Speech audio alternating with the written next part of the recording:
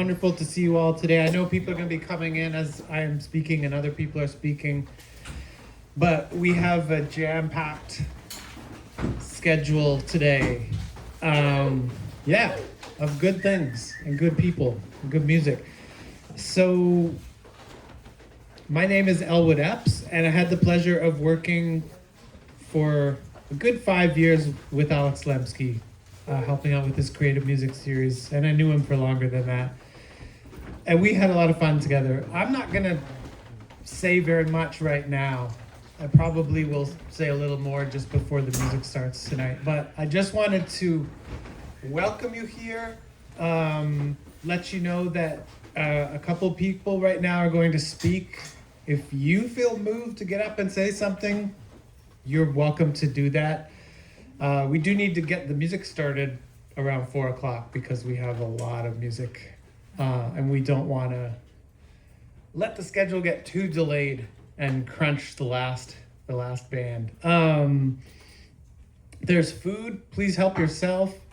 There's what else? There's a stack of extra flyers from past shows going back quite a few years on the table at the front. Please take whatever you like from there.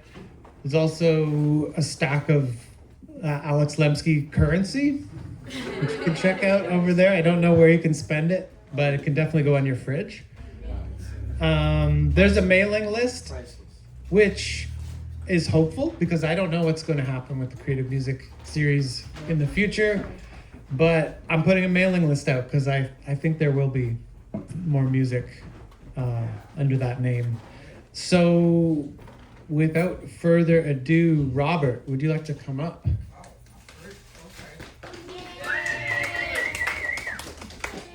This is Robert Goss, folks, who's often, I don't see that chair here today, but there's usually a very comfortable chair right there. And Robert and Alex saw many dozens of shows together.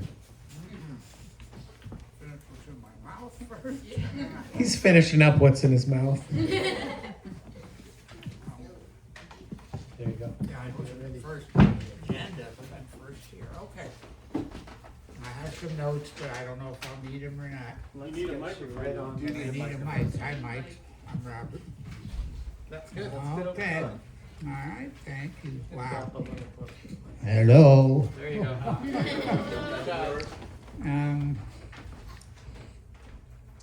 Well, thanks for coming. This is quite an honor to be here. It's also feels very sad to me. Alex and I were close. We met here when these chairs were, I can't remember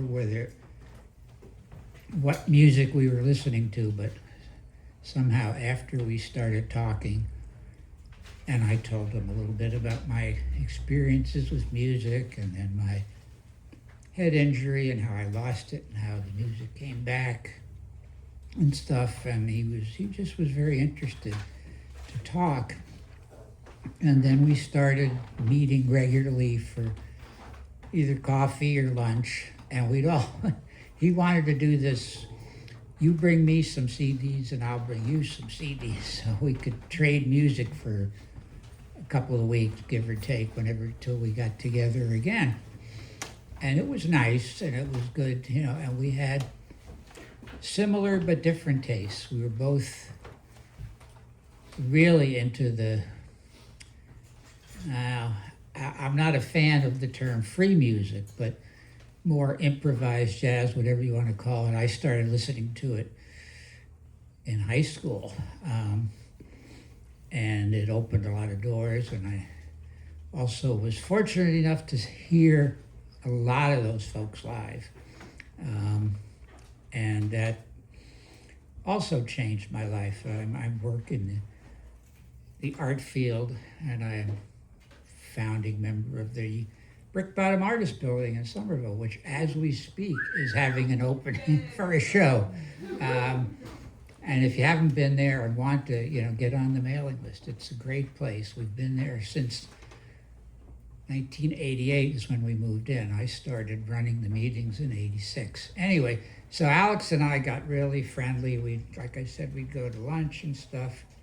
And when he was doing shows, like at the Armory, in the cafe there, and other places, I'd help him set it up.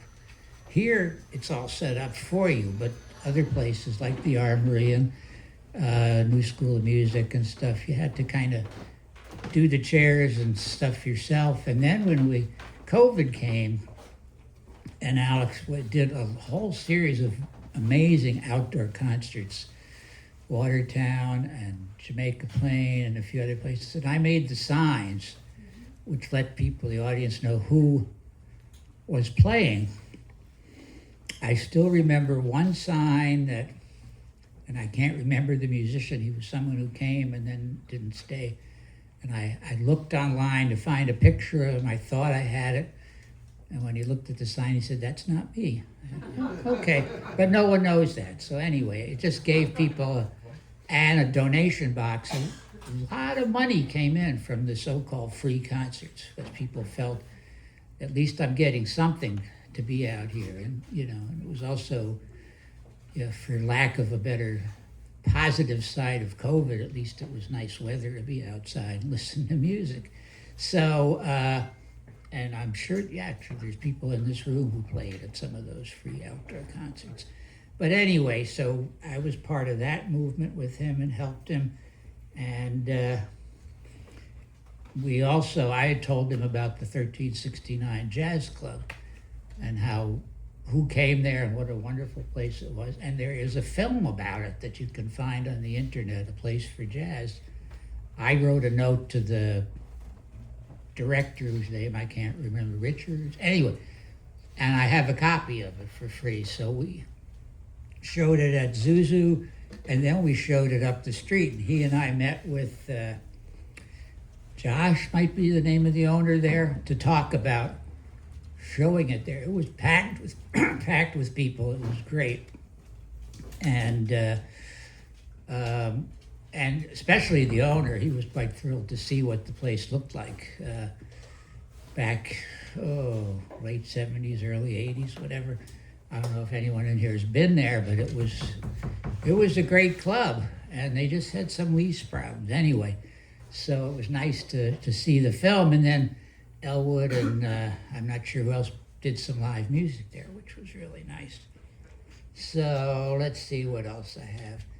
I did go to a show at the New School of Music, and there was Johanna, Elwood's daughter, and we got to meet, and that was nice.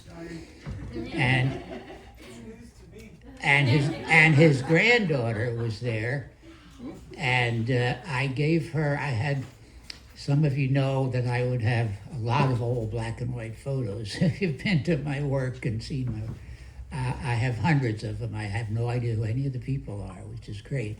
But anyway, and I've done work with it. So anyway, I had one in this box, and I gave it to her, and she loved it. She couldn't stop looking at it or holding it.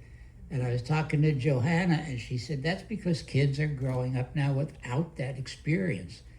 They see the phone or the computer screen, and that's where the picture is. And they see it instantly. There's no waiting for it to come back from the drugstore or the film store. Anyway, and to me, that's kind of a loss for a whole generation.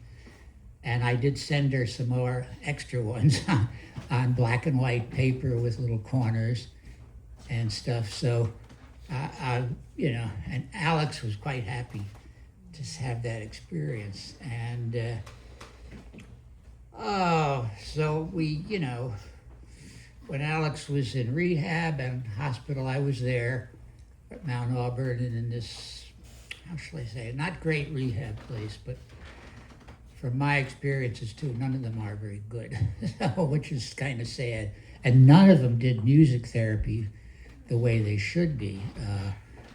If anyone has seen this movie Alive Inside, it's about music in rehab and nursing homes, and it is incredible what it does for these people who are non-functioning, suddenly start talking or toss their walker away and start dancing. And Alex was into that too, and he really wished they had done more at this place, but they didn't. And then I saw him at home near the end. I don't have the exact dates, but it was pretty close to when he passed away. And let's see, our birthdays are a couple of weeks apart and also a couple of years apart, but we're pretty close in age, and I won't even say who's younger or older. It doesn't matter. It's just a number. It's what's inside that counts and what you do with it. And he did amazing stuff with his life. And I liked what Elwood said, that maybe this series can go on in some form, and maybe we'll name it the Alex Lemski series or something like that, because it's not going to be the same without him. And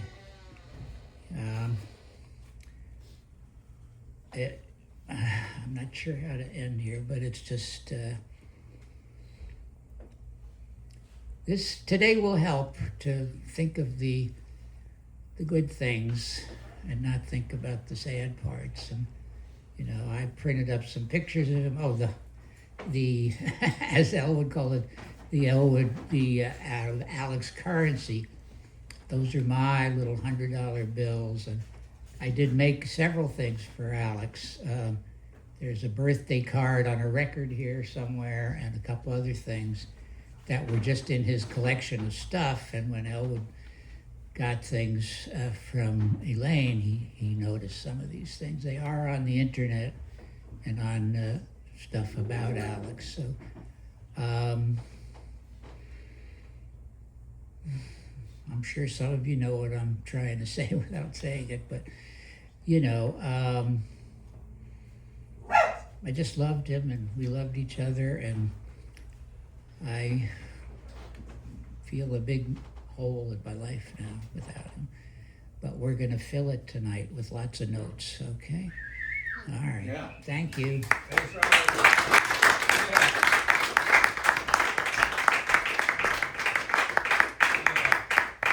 The birthday cards that Robert was referring to did indeed show up in Alex's very large record collection. And they were a delight. I didn't know they were there. There are two of them. And I'm just going to briefly show you one of them. I'm going to have them up at the table if people want to look at them. They're a little fragile, so I don't want to like get like hummus on them over here or anything like that. But they are collage pieces. This one has sheet music on it, and That's just the cover. There should be something. oh, that's what I'm going to show us here. Yeah. Happy birthday, Alex. And one of them is, that's not the one. This is a Lefty Frizzell record. The other one is a copy of the Colm concert by Keith Jarrett.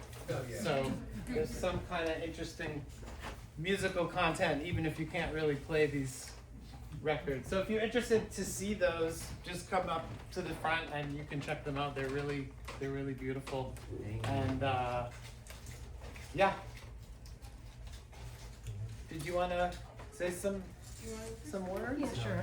I will. Okay. I'm terrified of public speaking. All your friends. These are all friends. Yeah. I have some. Do get close to the mic and then we'll hear Here we you. go. all the time. Oh, okay. All right. Alex was my partner for over 13 years. He introduced me to free jazz. Before that, I listened to the typical jazz you had on radio. He worked diligently to bring free jazz to the Boston area. Alex was a true force for free jazz in Boston, and his legacy of selfless support for musicians is a rare, wonderful thing to leave behind. That he will live on in music, like on here, is a powerful reminder of how art carries the spirit of those who championed it. Thank you for being here, and thank you to all the musicians taking part in this event. I hope that Alex's spirit is here enjoying this as well.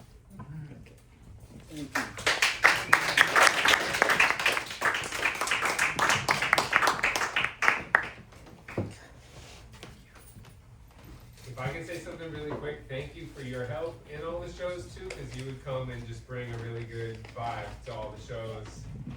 Keep Alex real peaceful and just the whole thing, so thank you. Yes, you did the So short. I'll just do this because short people. I usually would rather speak without reading, but I didn't want to miss anything, so I did write something. My name is Johanna. I am Alex's daughter. I'm here with his granddaughter, my daughter Violet, and my husband Micah, and Elaine, of course. I'm standing here and I look at the resume of his life and I am struck by how much it really reveals who my dad really was. My father lived many lives in one lifetime. He was born on December 27th at Lenox Hill Hospital in Manhattan, New York, to a single mother who had immigrated from Poland. He always spoke of his childhood as being lonely, with a side of adventure, living in Argentina for a spell with her, and spent most of his childhood education away at boarding schools in New York. He served in the United States Air Force as a supply clerk at home and abroad for 5 years until 1967. He worked as a mainframe computer programmer when that field was still young, writing programs, building systems, solving problems in a world most people didn't yet understand. He earned a degree in data processing in New York and a degree in sociology at the University of Utah, a combination that says so much about him. He cared about both systems and people. Eventually, that made up his passion for politics and dissecting what it really means to govern people with equity. Needless to say, I am proud to call him the most liberal of libs. And if I could speak for him now, I would tell you not to trust the government, no matter who is in power, and I mean it. He means it, and I mean it. He worked in banking and in publishing. He shipped computer equipment. He founded Creative Music Works in Denver, bringing concerts and educational workshops to schools and festivals. Later in life, he created the East Coast equivalent, Creative Music Series. And he wasn't just a person who worked for a paycheck, he created things. He believed in sharing his passion for music with the public because music brings healing and joy. But what moves me most is this. Again and again, he chose people. Even if standing in front of them weekend after weekend, introducing musicians, even though it scared the shit out of him. You maybe never knew it. Although standing up here, he would rock like I do. And, hands, all that. He worked as a youth counselor on the Rosebud and Pine Ridge Reservation in South Dakota in the late 70s, as well as provided direct care to adults and teenagers learning independent living skills as they were leaving their time in juvenile detention. He married my mom in 1979 and moved to Denver, and then divorced in 1993. In the late 90s, he worked in group homes, doing overnight shifts to support adults with disabilities.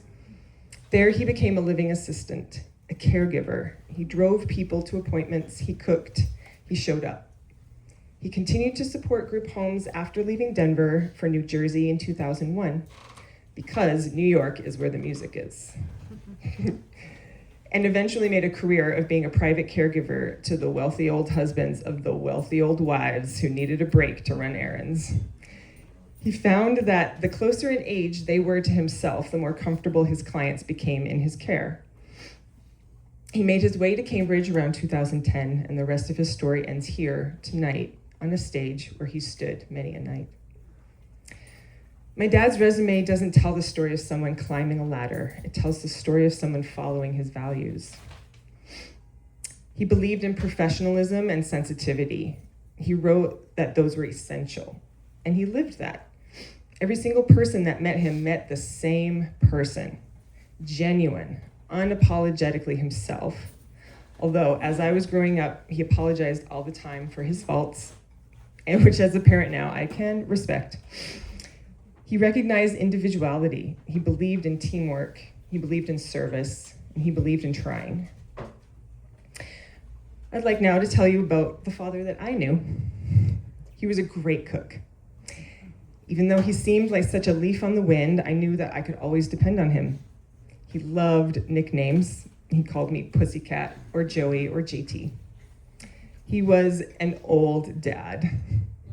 He was a couple of weeks from turning 37 when I was born, but he kept up with me and my brother. He loved watching sports. And growing up, he took me to University of Denver hockey games and minor league baseball games. He cheered for the New York Giants and was a diehard Colorado Avalanche fan until the end.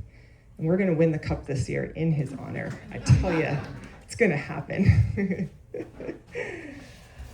He liked fancy beer and always gave me a taste if I asked when I was growing up. My dad had an extensive t-shirt collection with many amazing protests as well as concert t-shirts from the last 30 years. And I am wearing my favorite of his because it's the one that I think about when I think about him, which is John Coltrane. I love this shirt. My dad's favorite ice cream was butter pecan. His favorite color was brown.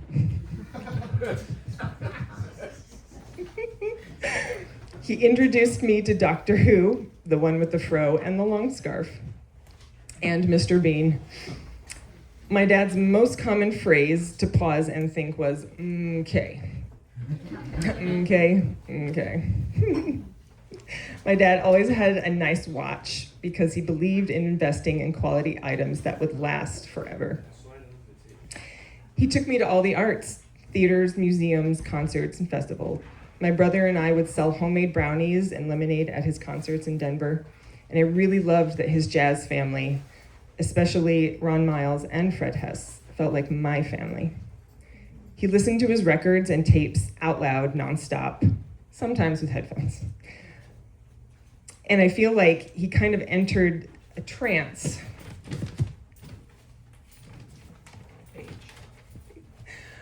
With his eyes closed and his head slightly rocking back and forth. I love that his jazz always felt like the real jazz. John Coltrane will definitely always have a special place in my heart. My dad was an animal lover, and cats especially found themselves unable to resist his lap. My cat, Tasha, when I was growing up, didn't like anyone but me and him. And there's also something to be said for men that love cats. They are specially chosen, so you can trust them.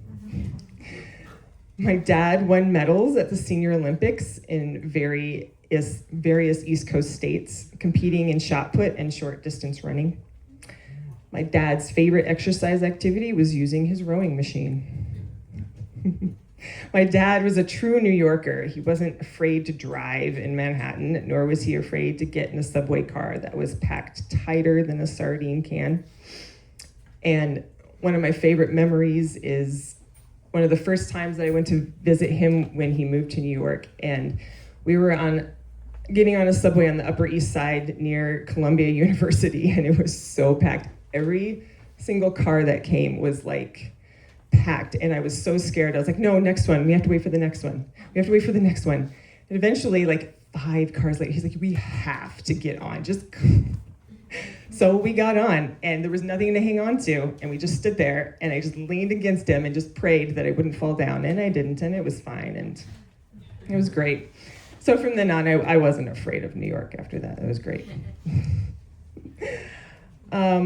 My dad took me on adventures, and we explored the East Coast together for 25 years. My dad was a feminist and a fierce defender of all marginalized human beings. He especially sympathized with the Native American community and the plight of their story that continues to this very day. My dad was unlike anyone else, and I believe that what we got to witness in his existence was the power of a person who was not a part of the status quo, who did not think or speak or act like the average Joe. For my father, it wasn't trains, okay? It was his first love, jazz. And neurodiversity has its place in this world, and my dad found his place with the music and arts community. So thank you. Thank you for embracing the wild, for giving him the chance to be successful in something he loved. And I know he loved being a father and a grandfather too. I know that he succeeded in that because I had a very happy and safe childhood. For that, I will be forever grateful. Most importantly, my dad always made sure I knew how proud of me he was. Even when I wasn't proud of myself. He encouraged me to give my life my best effort because there's always something beautiful to celebrate. In closing, I want to say that the legacy my father created was not for his name to last forever, but for the nature of jazz music to flourish beyond his time. So jazz won't forget you, Dad, and we won't forget you either. Thank you.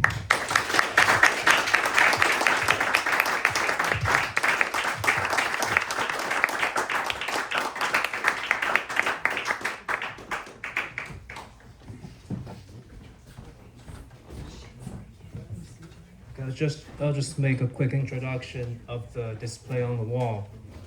So if you remember, ever talked to Alex, Alex has a very unique way of expressing himself. So when we're running through his documents, and I found some very cool Facebook posts by him, and they're posted on the wall, and they're very humorous and show his knowledge, passion, and love of this music.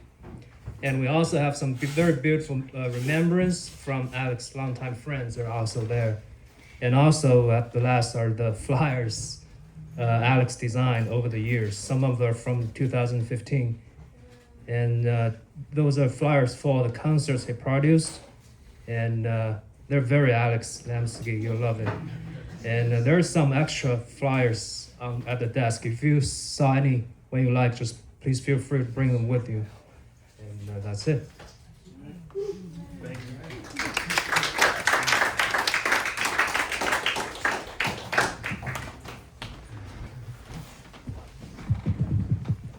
Does anyone else want to get up? No? So we're kind of miraculously ahead of schedule here. So let's have a round of applause. So that means we have time to mingle, eat, listen to some records. Musicians are going to arrive and get set up, and then we're gonna dive into it. What else did I want to say? I think. Yes, thank you to the Lilypad. When I'm gonna get up to introduce the first band, I've got a lot of people to thank. But first of all, it's definitely the Lilypad for having us today and for having Alex's concerts. I don't know how many, but like more than we can count. Yeah, it's really nice to be here. I can't really imagine doing this anywhere else today. So have some fun, have some food, enjoy some music, then there'll be more music, and then there'll be more music.